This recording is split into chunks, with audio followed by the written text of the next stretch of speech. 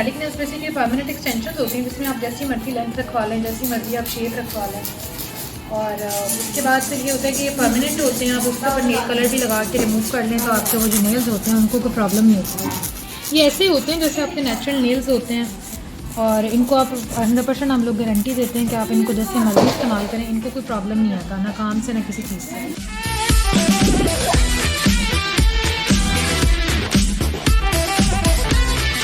इनको 5 to 6 month के अंदर ये उतार के इसको 1 मंथ का गैप दे के फिर दोबारा आप जो है इसको लगवाएं।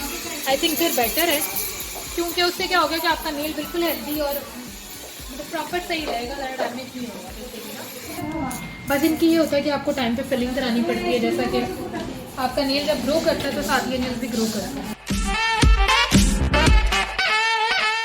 और फिलिंग जहाँ तक बात है ग्रोथ पे डिपेंड करता है कि किसी की 15 दिन में आती है, किसी की 2 महीने में आती है, किसी की 30 दिन में आती है, किसी की 20 दिन में आती है, सबकी अपनी अपनी ग्रोथ है। पाँव की ग्रोथ के नेल्स जो पाँव के लगवाते हैं उनका ही होता है कि पाँव की ग्रोथ थोड़ा स्लो होती है, तो 2 से 2.5 महीने में होती है। हाथों की ग्रोथ थोड़ा फास्ट होती है तो आपको एवरी मंथ आना पड़ता है, कोई 20 दिन में आता है, कोई 30 दिन में, कोई 25 दिन में।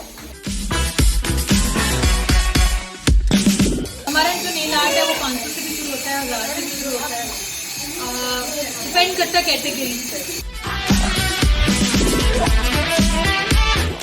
शादी की तैयारियों में एक नेल्स का भी एक इंक्लूड हो चुकी हुई एक चीज़, ये कपड़ों और मेकअप के साथ साथ अब नेल्स को भी तरजीह दी जाती है।